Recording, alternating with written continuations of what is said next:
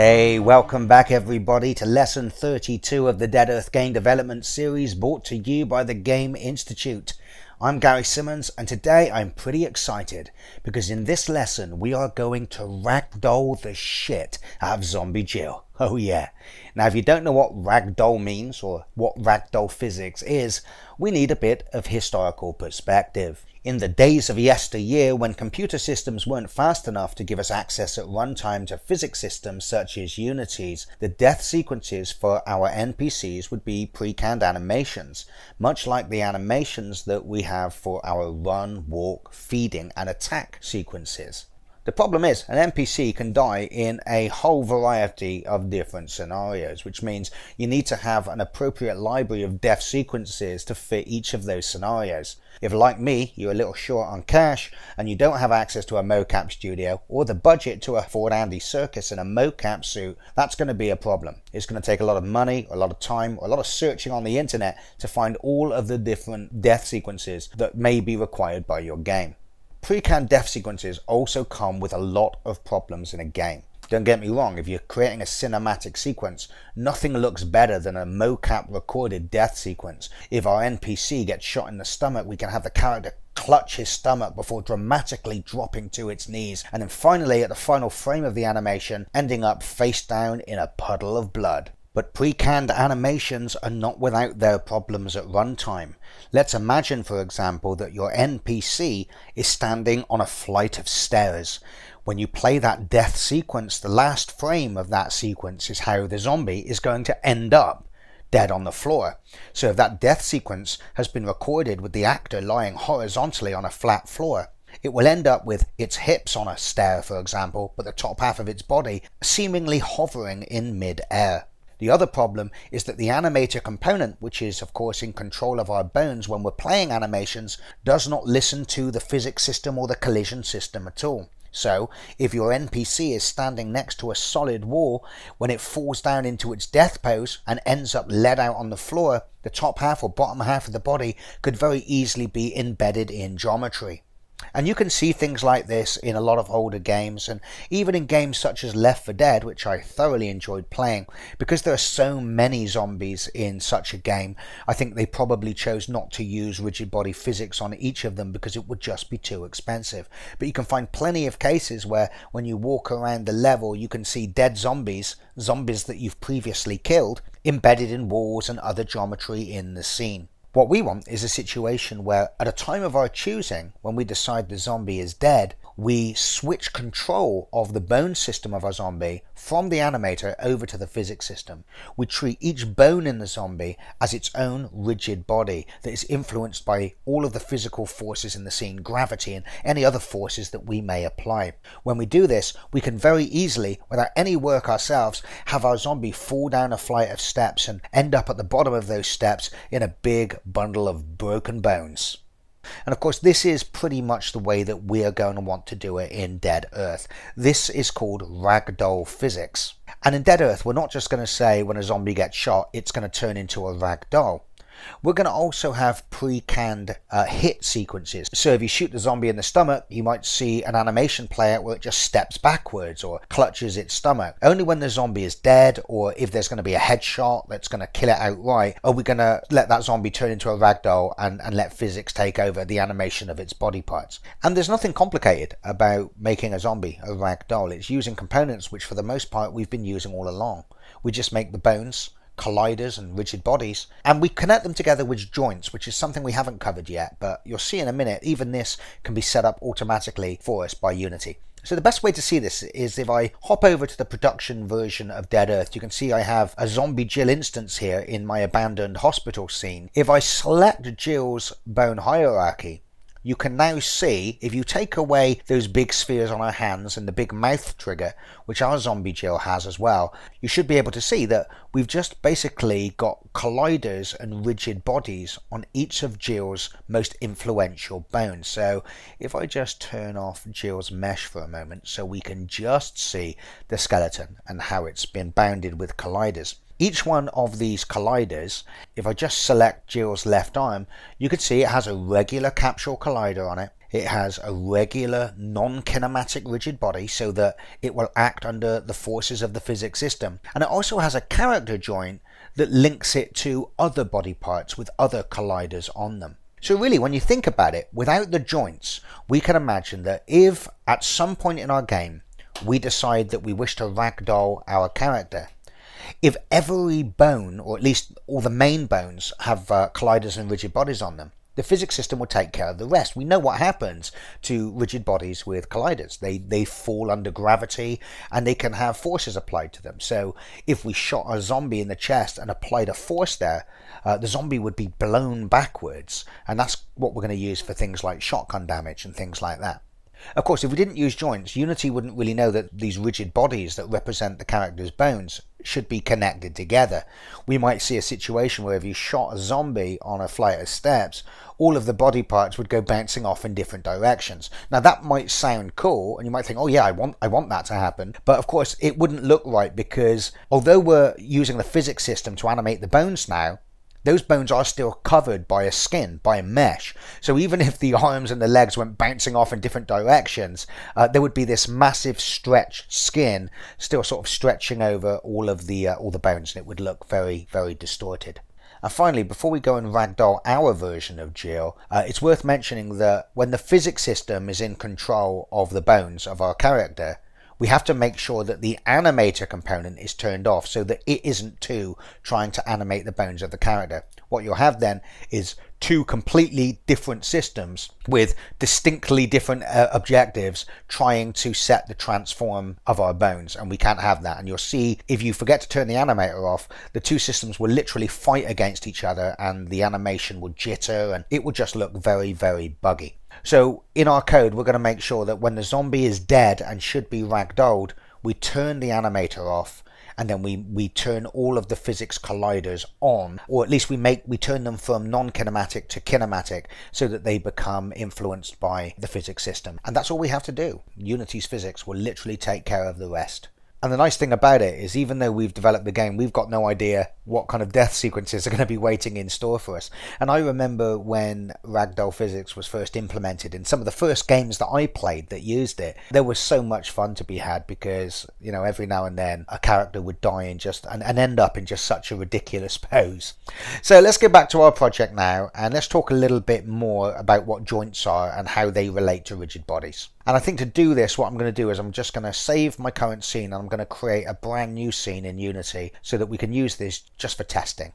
I'm not going to save this off. I'm not creating anything here that's a work of art I want to keep around. I'm just going to show how we can put two rigid bodies in the scene and connect them with a character joint. Now the reason I'm doing this is because although Unity has this wonderful feature called the Ragdoll Wizard, which allows Unity to essentially ragdoll our bone hierarchies with just the touch of a button, the Ragdoll Wizard doesn't always get it perfectly right, and sometimes you need to go in and tweak some of the joints. So it's good to have an understanding of how the joints work so that you can resolve any issues as and when they arrive. Now, Unity, the joint is the means by which we connect rigid bodies together. We can create huge strings of rigid bodies in hierarchy, each one with a joint connected to another rigid body. There are also many different types of joint available. We can have a hinge joint, a spring joint, and of particular interest to us, the character joint. When rigid bodies are connected by joints, they are still unique rigid bodies in the scene, undergoing all the same physical forces as if they were an unattached object. It's just that their freedom to move and rotate is limited with respect to the object to which it's attached by the parameters of the joint. What makes the character joint so useful is that it allows us to specify unsymmetrically the restraints of the main twist axis. A hinge joint, for example, might have a limitation such that if we set it to 60 degrees, means that from the point of origin, the attached rigid body has the freedom to rotate 30 degrees forward and 30 degrees back. With a character joint, we can specify for that same twist axis that the attached rigid body might be able to rotate, say, 70 degrees forward, but only 10 degrees back. This is very useful and necessary when we are connecting bones in a skeleton. As an example, hold your right arm out in front of you, fully extended, with the hand twisted such that the palm of your hand is facing the ceiling. If we imagine that your forearm is one capsule collider and your upper arm is another capsule collider, the elbow is where the joint would be. If this is a character joint, we can specify for the main twist axis, which would be running left to right through your elbow, that we don't wish to allow any rotation of the forearm backwards, but we wish to allow a large degree of rotation forwards. I can't rotate my forearm backward independently of my upper arm, but I can curl my forearm forward and bring my hand right up to my chest. This is exactly what the character joint allows us to do. So let's see how we set up joints and how we connect two rigid bodies together. Using the arm analogy, I'm going to add two capsules to the scene, make sure they have colliders on them, and then give them rigid bodies so that they are influenced by the physical forces of the physics system. I'm then going to connect them with a joint. So I'm going to go to the Game Object menu, the 3D Object submenu, and I'm going to choose to create a capsule. I'm going to click on the capsule in the hierarchy view, and I'm going to rename this first capsule Lower Arm. I'm going to move my game view down here. It's just getting in the way at the moment. I want to work in the scene view. With the lower arm selected, I'm now going to right click, I'm going to duplicate it, and I'm going to rename the duplicate Upper Arm. I'm then going to move the upper arm up such that they are just touching at the tips. What I've mocked up here is the upper arm on top and the lower arm on the bottom. Now if I press play at the moment, these capsule colliders don't have rigid bodies attached to them. Therefore they just stay in the scene as static colliders. So let's fix that now by selecting both of those capsule colliders, calling up the inspector window, hitting the add component button and choosing to add a rigid body. Now that they both have non-kinematic rigid bodies attached, if I press play, we will see the two capsules fall under the force of gravity. It may also be useful for this demonstration for me to have a floor for these capsules to fall on. So I'm going to go to the Game Object menu, the 3D Object submenu, and I'm going to add a cube. I'm going to move the cube underneath them, and then I'm going to scale the cube up quite drastically on the x-axis and on the z-axis, and there I have a nice floor to play with. If I press play now, we should see them land on the floor, as we have indeed done. At the moment though, these two capsules are not connected in either way. To do that, we need to add a joint. And in this particular case, as we're mocking up an arm, we're going to use the character joint. So I'm going to select the lower arm first of all. I'm going to, via its inspector, hit the add component button. Then I'm going to type CHAR and choose character joint. Look in the inspector, we now have a character joint component. And you can see that the first property of the character joint is where we get to drag in a connection to another rigid body. You can probably imagine how we're going to make this connection. We're going to drag the upper arm game object from the hierarchy view and we're going to drop it in that slot. The lower arm is now connected to the upper arm. If we press play now, we won't see a lot of difference first of all, but that's because these objects are on top of each other. But if I start to pull the lower forearm around, you can now see that they are indeed connected. To show this better, let's now add another joint to the upper arm, and you're going to see something else that's quite cool. If we add a character joint to the upper arm, what are we going to connect this to? In a real situation, we'd probably connect it to a spine joint or a shoulder joint or a neck joint or something like that. But what you can also do is specify no rigid body to connect it to. When you do this, the joint is connecting the object to that position in the world. Let's see what happens when I press play now. I'm going to select the lower arm and I'm going to start moving it around. And you'll see that what we have is almost like a chain. Cool, isn't it? And as you can see, the upper forearm is connected to that position in the world with, once again, the same kind of joint. So it's able to rotate within the restrictions specified by the joint at that position in the world. Let's now examine some of the fields in the character joints inspector. We don't need a good understanding of all of them. I'll just point out some of the more common ones that you may need to modify if Unity's Ragdoll Wizard doesn't ragdollify your zombie correctly the first time. The first field in the character joints inspector is obviously the body it's connected to. In the case of our lower forearm capsule here, we can see it's connected to the rigid body of the upper forearm. The anchor field allows us to change the position of rotation for the hinge.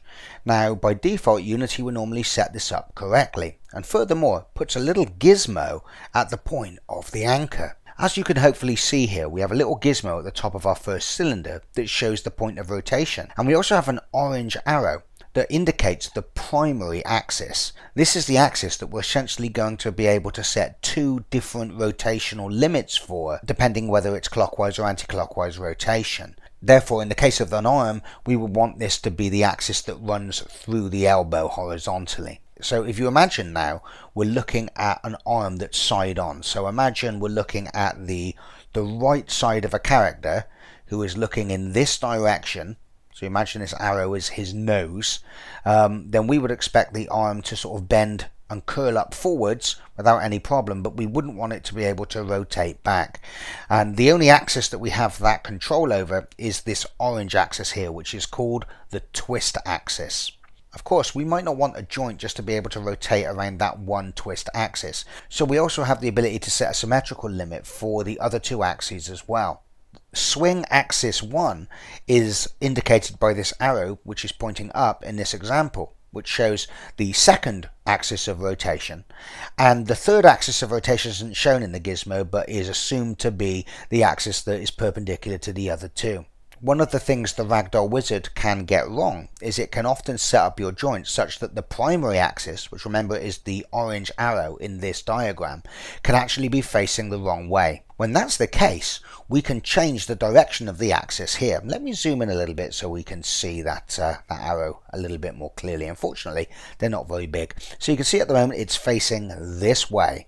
But if I set that to 0 and then set it to say 1, you can see the primary axis is now pointing up. This isn't what we'd want for an arm. In fact, if I go back to the production version of Dead Earth and look at our rigid body's outline, you get a pretty good idea of how these primary axes should look. One of them has actually been set up wrong in this example, so we'll fix it. So notice how on the arms the arrows point up. This is exactly what we want. This should be the primary axis of rotation. Remember, if the axis is pointing up, the rotation is around that axis, not in the direction of that axis. In the case of the head, we would actually want the arrow pointing out to the left, because we want the head's primary axis to be the one that allows the head to look up and look down. We want the character to be able to look down and look up in the sky, but we don't want them to rotate the head so much that they can look behind them. Here you can see for the forearm, the twist axis is not pointing up, but is pointing out. So let's choose the left arm. Let's choose the left lower arm here.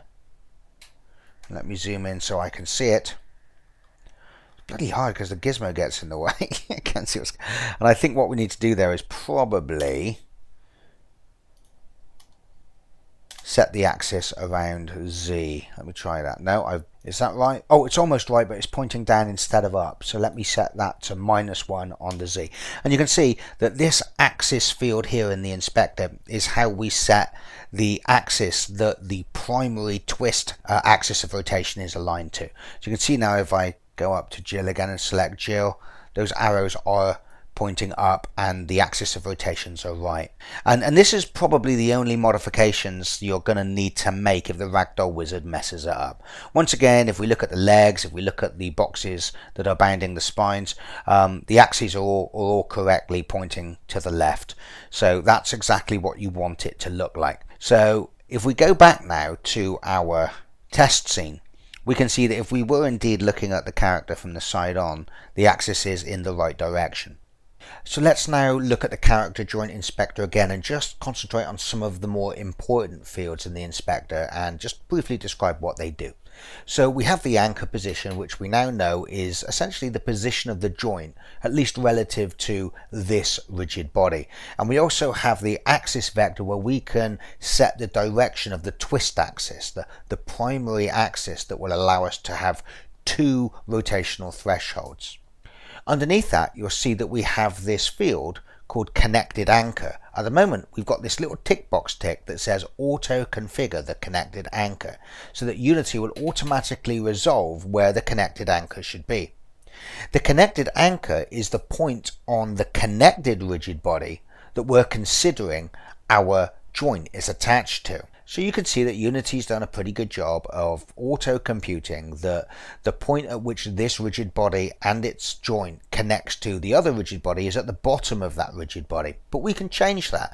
Let's just remind ourselves what it looks like before we change it, where we can see that the joint is indeed at the bottom of the upper capsule and at the top of the lower capsule. If we now turn off auto configure connected anchor, let's just move it down a little bit. Let's move it down. Can you see that the connected anchor point moving down? What's going to happen when I press play now is this joint that we've created is actually going to attach itself to that anchor position now, that new anchor position. Look, it now thinks that that is the position at which it needs to attach to the rigid body above it, which in itself is quite cool. By the way, you can also see when I pull this rigid body, notice how the twist axis, we can see the two rotational limits being used. Notice when I pull up that rigid body, it rotates quite a bit forward, but as it goes back, you can see there isn't much rotation backwards at all around that twist axis, and that's exactly how an elbow would work, but we can probably limit that even more so it doesn't rotate backwards at all. We'll look at that in a moment. So you have the ability to change the point at which we are anchored to the connected rigid body, but I'm going to set that back to auto configure, and Unity should correctly put that back to the way it was at the point where they overlap. So the primary axis we said is called the twist axis. So the secondary axis pointing up is the swing axis. As you can see, there is a vector that also allows us to configure that. Furthermore, with most joints we also have the ability to control what happens when the joint is not at its position of rest. We can often apply a spring force to it so that if we bend the arm up, it won't stay there. The joint will try to force itself back using the spring to its position of rest. So you can see that we have the twist limit spring that allows us to set a spring force and a damper force to configure that. And we also have the same thing for the other two axes as well. Swing one limit, which remember is this grey arrow pointing up, this axis, and spring 2, which remember is the axis which isn't shown on that gizmo but would be perpendicular to the other two.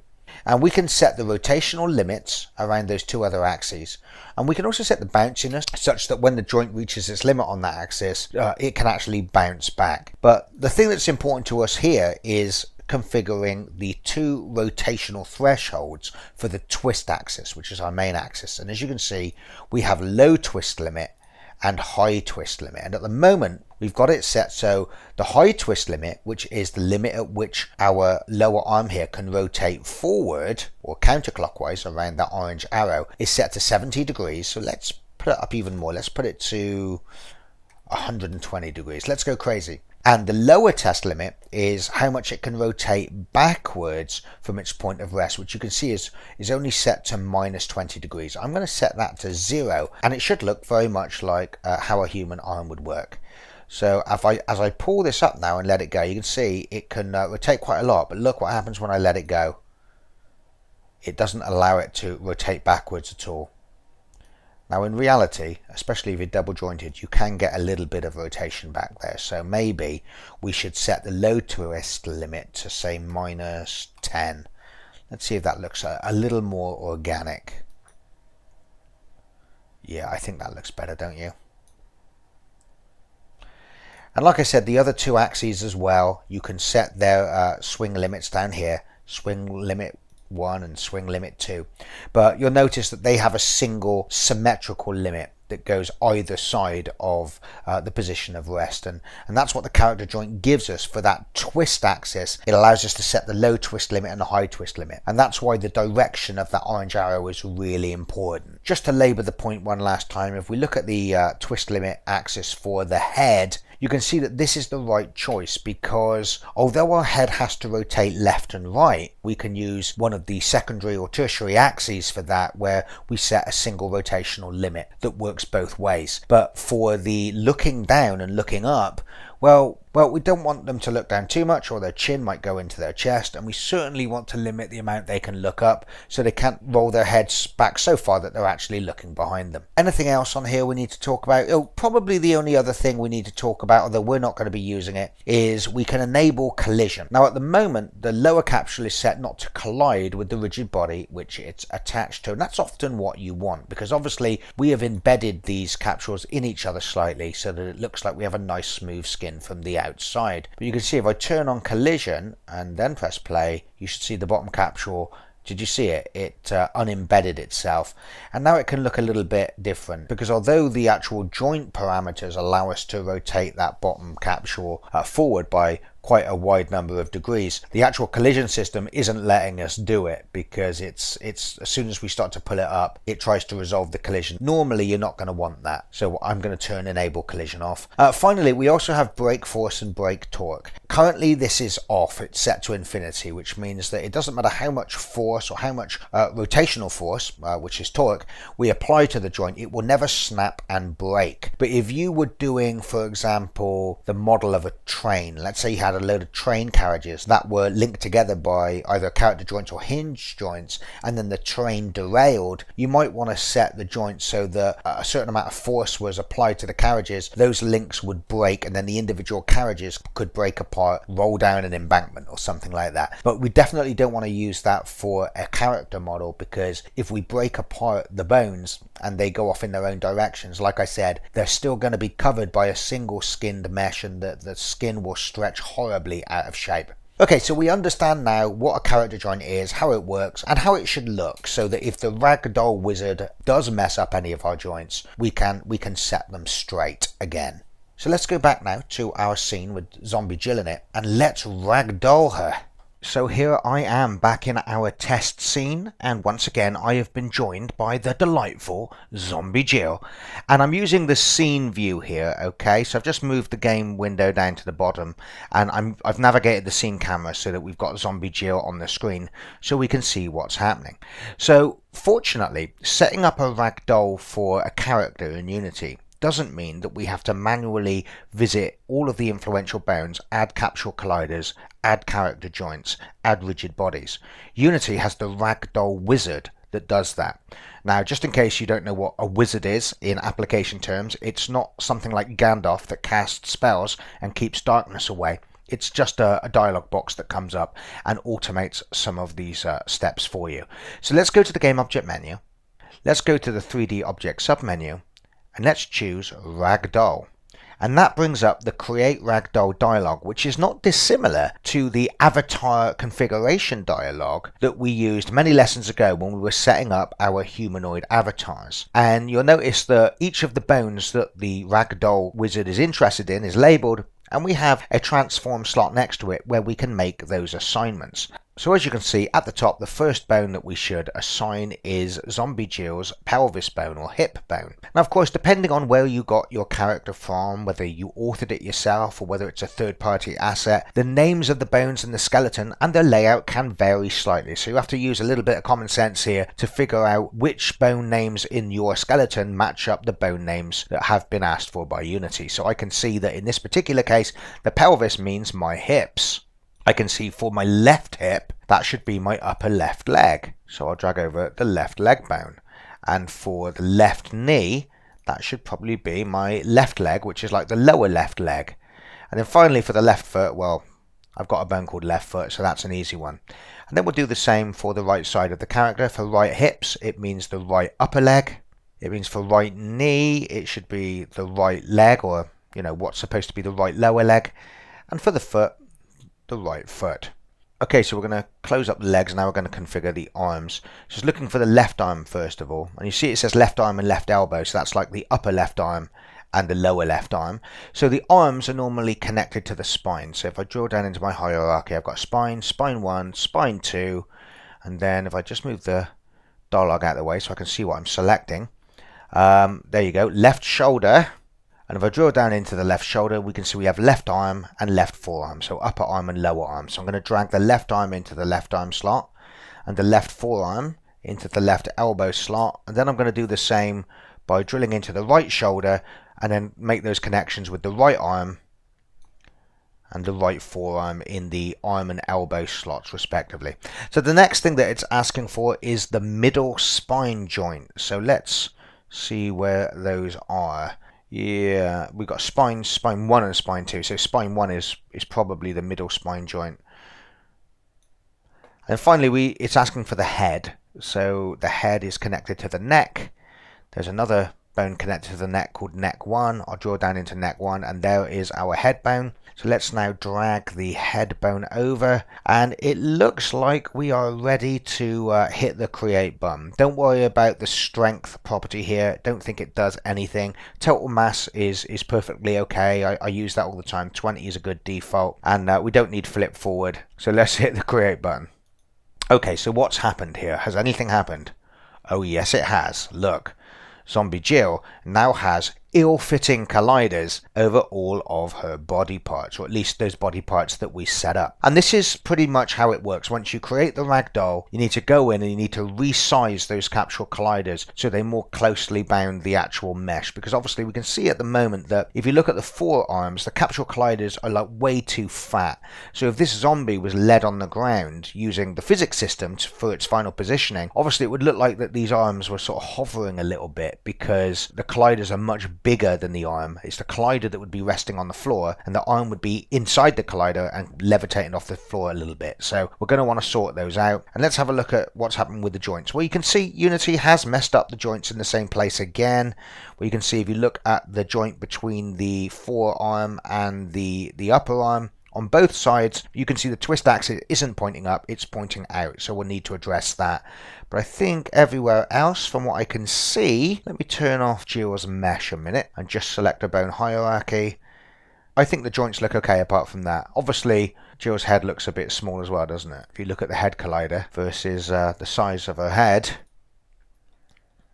it's more like a face collider, isn't it? So we're going to go in and adjust all those now. So let's start by correcting those joints between the forearm and the upper arm on each side, where we can see that the twist axis is actually pointing out towards the camera here instead of up at the sky. So I'm going to start on, the right arm. So I'm going to go to the right forearm, and it's very hard to see, isn't it? There it is. Let's see that little orange arrow there, and we can see that at the moment it's going down negative X. I'm going to zero that out, and I'm going to put it down negative Z, and you can see it's now pointing up in the sky. And I'm going to do the same for the left forearm as well. So open up the left shoulder, left arm, left forearm, and we should see exactly the same thing is true. Yeah, so we set the axis 0 out in the X and set it to -1 in the Z, and there you go. If I go back and select all of it now, we should be able to see that all of the joints along the forearm, and you can see this especially well when the characters in a T-pose, are all pointing up, which is exactly the direction that the twist axis should be pointing in. So now we're going to address the colliders, and this is just a simple case of just going in just like you would adjust any other collider. So if I start on the left forearm, actually I'll start on the right forearm, as I'm nearest that at the moment, and we just adjust the radius and the height of the collider. So let's start to bring that in a little bit. The height, I've got no problem with the height. It doesn't matter if the height of the capsule goes out further than the arm. That's not going to be a problem. We probably still want it to be smaller than that. Probably something like that. I mean, it's better that it's too small than too big. Because if it's too small, then when the character's sort of led down, the worst thing that can really happen is the bottom of the arm might be slightly embedded into the floor. I'd rather have that than the other way around, where it's sort of hovering in the air. So I used a radius of 0.04. So I'm going to go and apply that same change to the left forearm now.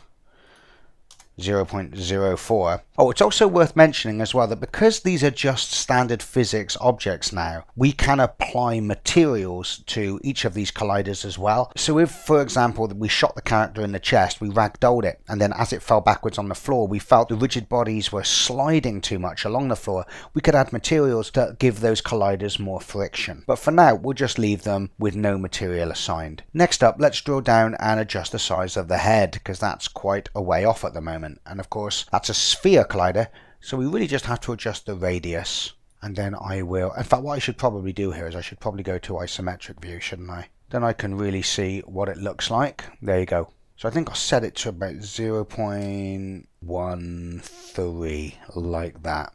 Looks good to me. Let's now check out the spine. Once again, I'm staying in isometric here so I can see what it looks like without perspective getting in my way. So spine 1 is the chest.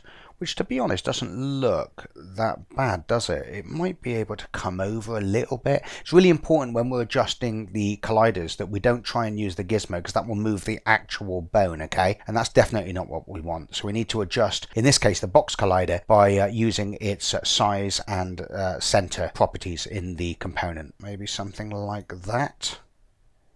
Yeah, I think that looks alright. And then we'll go down to the hips as well. See, the hips have been pushed back probably a little bit too much.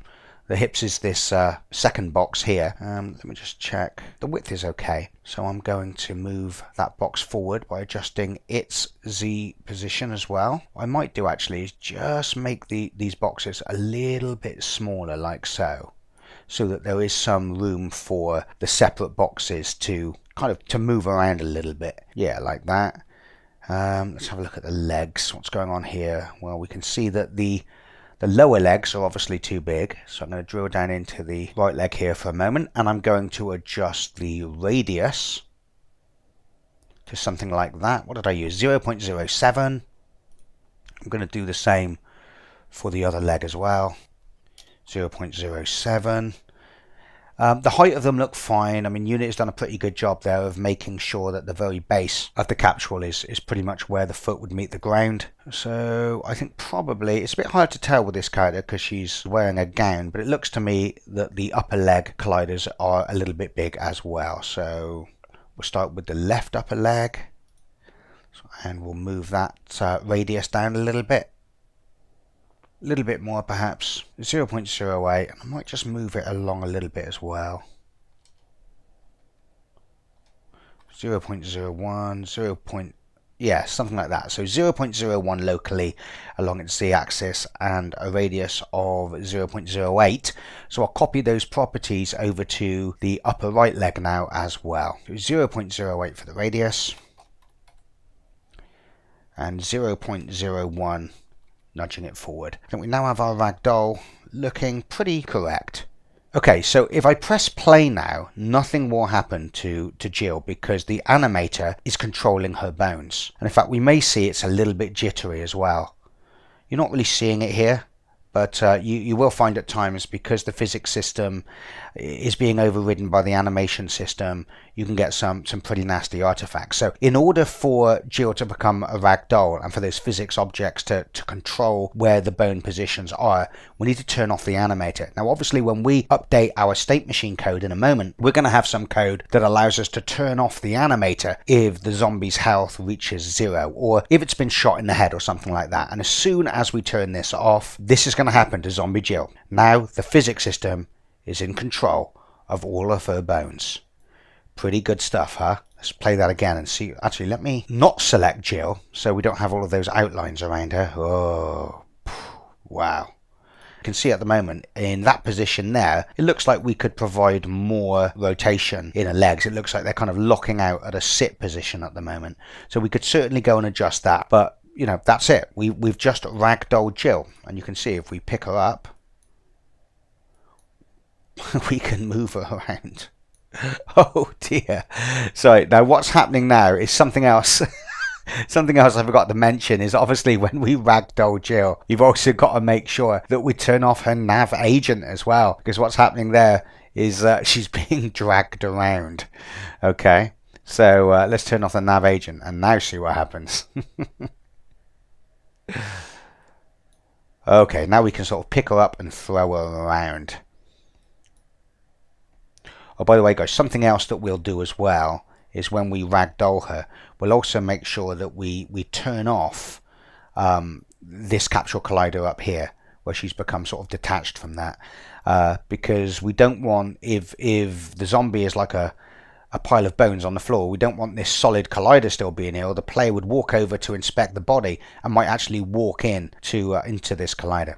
And what we're also going to do later on, not in this video, but probably in the next video or the next couple of videos, is we're going to write some code that's going to try its damnedest, with varying degrees of success, to reanimate a ragdoll back into an upright position, which is once again being controlled by the animator. Now games, I haven't really seen them do this very often, and this is something that we're going to do. Normally when you ragdoll something, it just ends up in a completely random position, so obviously it's going to be very difficult to start animating again without the bone position snapping to the first frame of the recovery animation. But we're going to do some clever kind of blending between the current position of the rigid bodies and what the animator is telling us should be the position, to try and get something which, 80% of the time will look pretty reasonable and will allow us to shoot a zombie in the head, see it fall down a flight of steps, then we think it's dead, and then we walk up to it, then all of a sudden we see it start to get to its feet again, and that would be truly terrifying. So if you haven't done this before, congratulations, you've just made your first ragdoll. Oh, and if you're interested in giving more flexibility to those joints between the lower leg and the upper leg, then obviously you would just choose the left leg like so, and we would be able to adjust the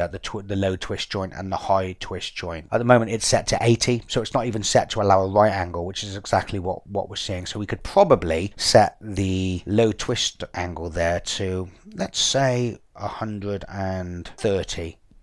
I'm going to do the same for the right leg as well. So I'm going to select the right leg, change that to minus 130. And when I press play now, we should see that Jill won't lock so readily into that sit down position. Actually, did I turn back off? I've got to turn back off the animator and the nav mesh agent. Press play and you'll see, there you go. There you go, we fixed the joint. So that's how easy it is. And you'll probably want to, as you experiment with the various death sequences, you might start to find that you wish certain joints had a little bit more articulation, and that's exactly how you would do it. So just to labour the point one more time, if we were to go back to the left leg again and put that to a lower amount, like let's just say 30 and 30, you're going to see there's going to be hardly any bend in her knee now when she ragdolls. So you can really change the way that the ragdoll behaves in physics using these joints. But I'm going to set them back, I think, to about 120.